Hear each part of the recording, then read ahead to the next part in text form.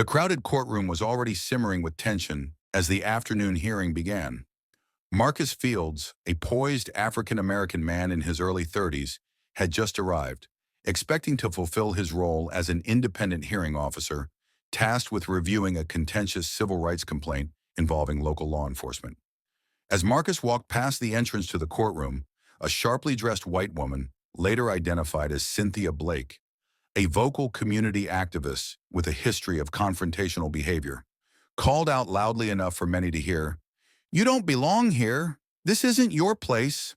The words echoed through the halls, causing heads to turn and whispers to ripple through the waiting room. Marcus paused, took a deep breath, and approached the woman calmly. "I'm here as the hearing officer assigned by the court," he said politely but firmly. "I'm here to ensure that this hearing is conducted fairly and impartially." Blake scoffed, folding her arms. "You don't look like you belong in a position like that," she sneered. "This is not your place to judge." The tension was palpable. Several spectators murmured in disapproval, and court security officers discreetly monitored the situation. Marcus remained composed, responding with quiet authority.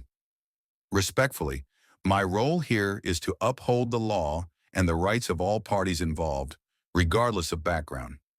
Once inside the courtroom, Marcus immediately took charge. He reviewed the case materials meticulously and guided the hearing with clarity and fairness.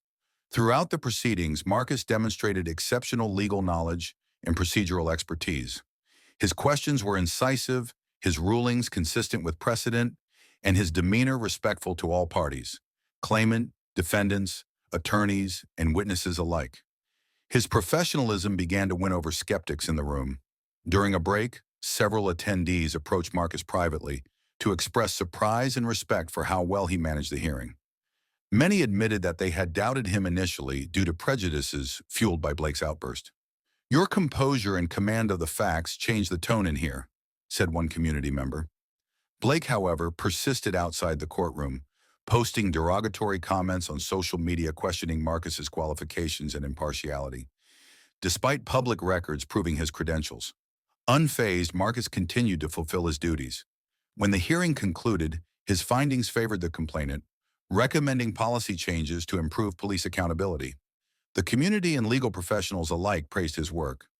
Local attorney Helen Martinez commented, "Marcus Fields' presence and leadership in that courtroom demonstrated exactly why diversity and merit must go hand in hand in the justice system." His expertise was undeniable. Marcus reflected on the ordeal in an interview. "Being told you don't belong is painful, but unfortunately, not surprising. It only strengthens my resolve to serve with integrity and prove through action what I bring to the table."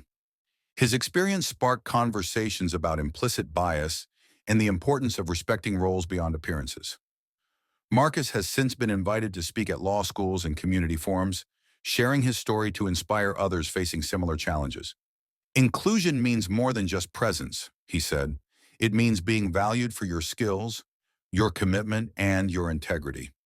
I hope my story encourages others to persevere and change minds through excellence."